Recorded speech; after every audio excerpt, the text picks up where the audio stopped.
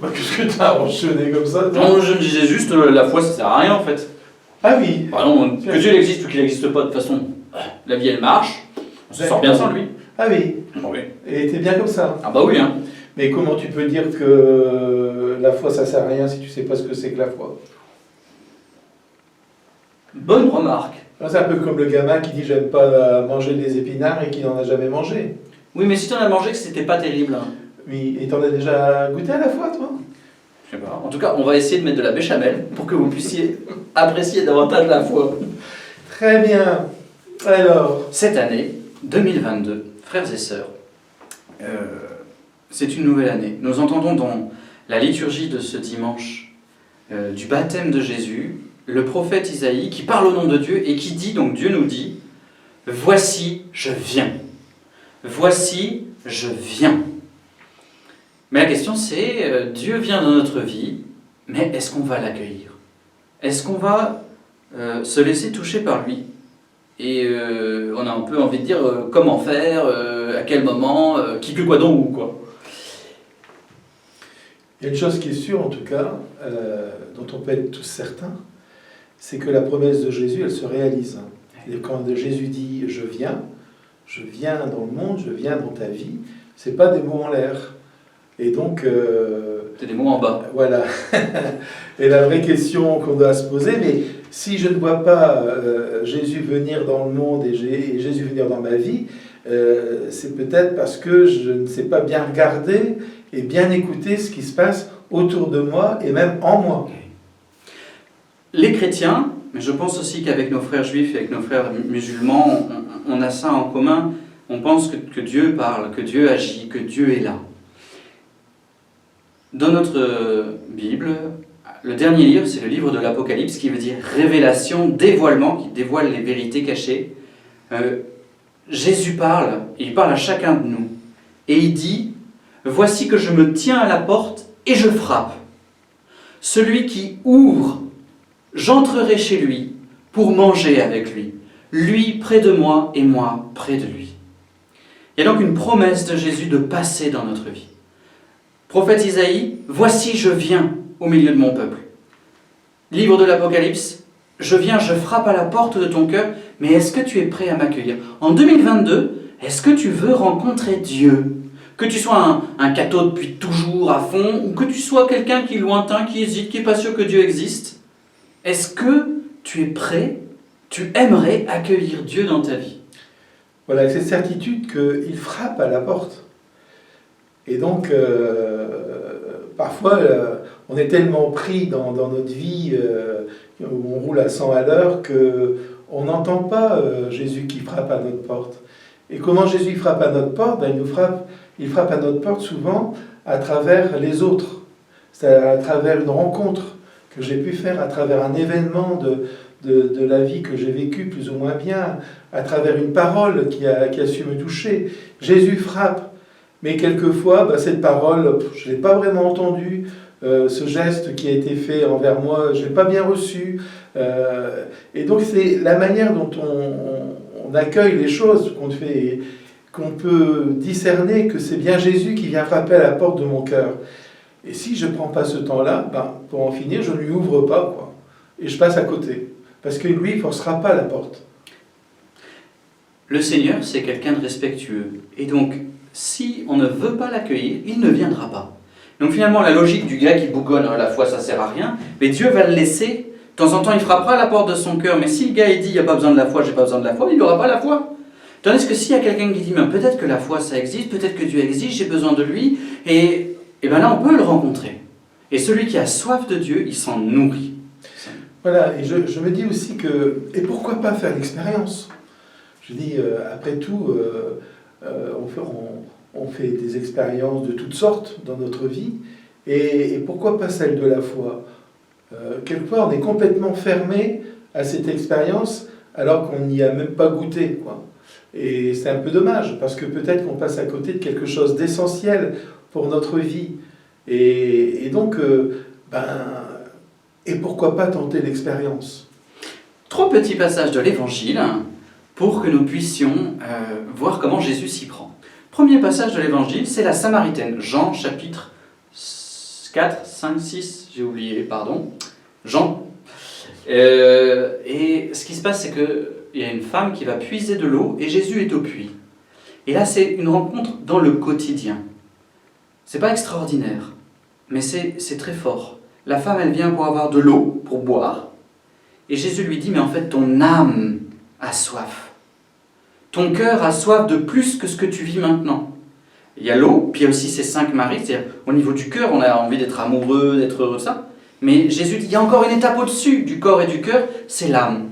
En fait, tu as soif de vie éternelle. Une vie plénière, pas une petite vie tranquille, une vraie vie profonde. Ça, c'était une rencontre où on part de notre humanité dans le quotidien pour aller plus loin.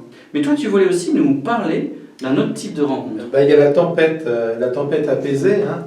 La tempête apaisée où les disciples sont au milieu du bord du lac avec une tempête qui se lève et qui commence à avoir peur et qui crie à Jésus, au secours. Et Jésus va leur dire, mais homme de peu de foi, pourquoi vous n'avez pas la foi ?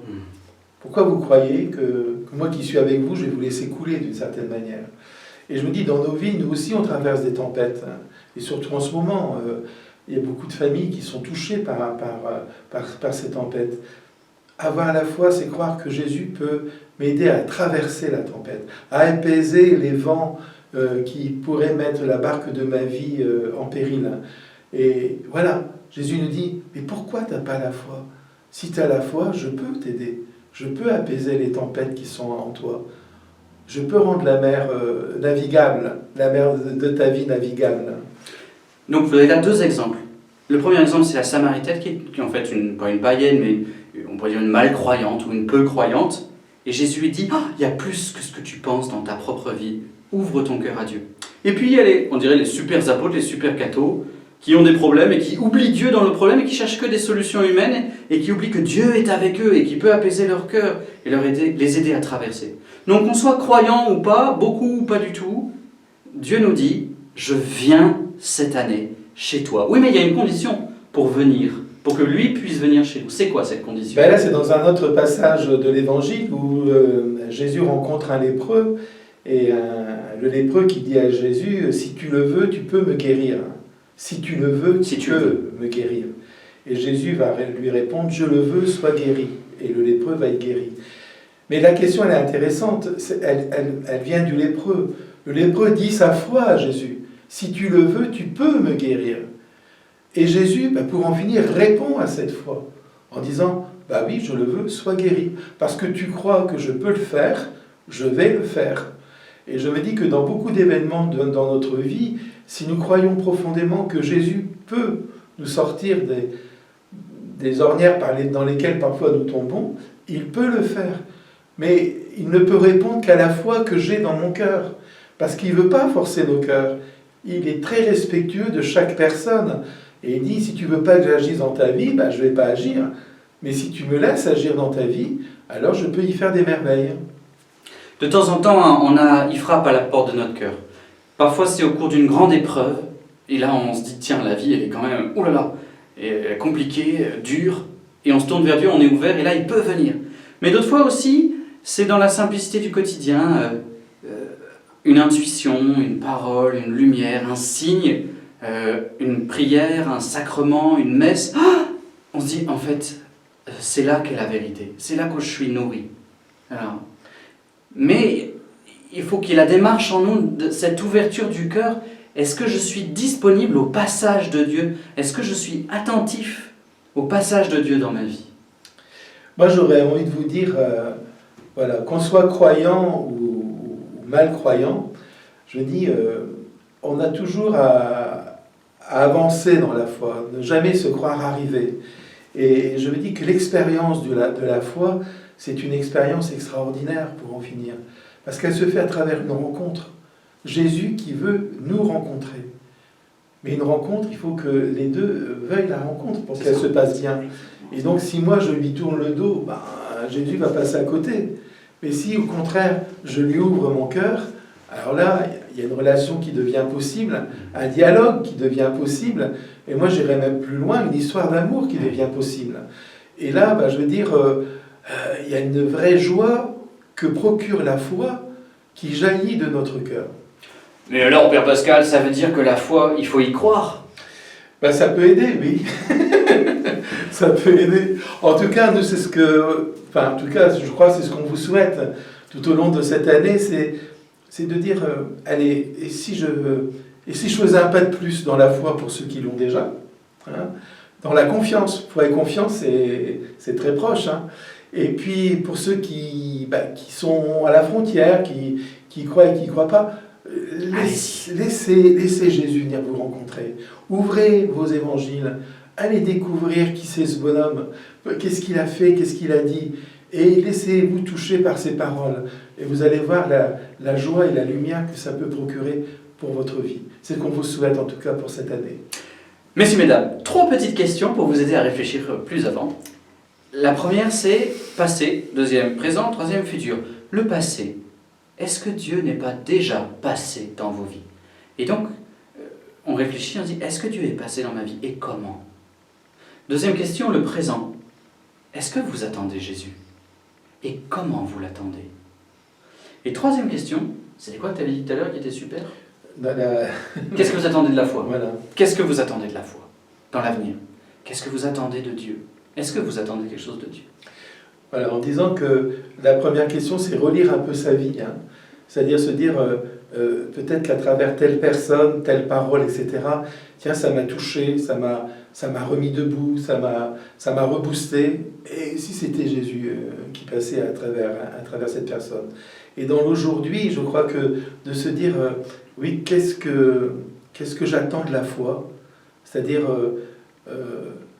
qu'est-ce qu'elle peut m'apporter? Qu'est-ce que je voudrais qu'elle m'apporte pour en finir? Que j'ai l'impression de ne pas encore avoir. C'est ça. Ça, c'était le futur. Voilà. Et le aujourd'hui?